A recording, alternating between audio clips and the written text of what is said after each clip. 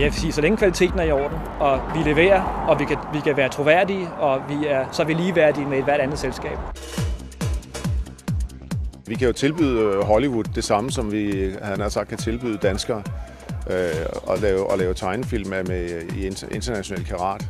Herovre i Hollywood har industrien et indgående kendskab til dansk film, og især de danske firmaer, som har lavet special effects til James Bond-film, Harry Potter og Ringenes Herre. Og netop den tekniske side blev udstillet under seminarier, fremvisning og tonsvis af møder i de 8 dage festivalen løb i Hollywood. Jeg har været lidt som sådan en sælger, der sidder med sådan en mappe med lidt børster og noget skosværter. Og jeg har så bare siddet med nogle visuelle effekter fra Danmark. Markedet er globalt i dag, og de er godt klar over, at de kan hente varen andre steder end i USA, og det er mange af dem også parat til, hvis kvaliteten og prisen er rigtig. På prissiden, så selvom vi tager den normale pris, vi tager til daglig, så ligger vi faktisk meget konkurrencedygtige i pris.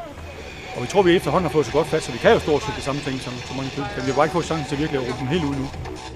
De 2 LA-baserede filmmager, Christian Ditlev Bruun og Lene Pels Jørgensen, startede den danske filmfestival i Los Angeles sidste år.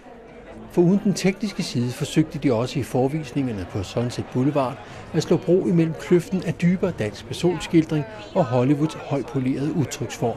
Herover er man meget mere åben til at skubbe grænser for billedsprog og for teknologiske landvindinger. Og på den måde, hvis man kan lave et forum, hvor de 2 ting kan mødes, så tror jeg, vi kan lave nogle fantastiske film. Man kan bruge en dansk filmfestival i Hollywood til, at den opmærksomhed, der er i forvejen på dansk film, som er ret så stor inde i branchen, måske knap så stor i befolkningen, at den bliver forstærket, og at de bliver opmærksom på, hvor stor en talentmasse der egentlig er i Danmark, både for det tekniske del af det og den kunstneriske del, skuespillere og instruktører.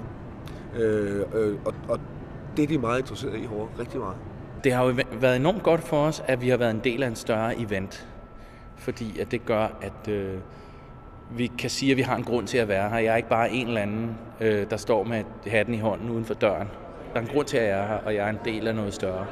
Og det har virkelig åbnet nogle døre. Vi har fået et kontaktnet, som vi normalt ikke ville få. Og det har vi virkelig fået hjælp af Dansk Expo på.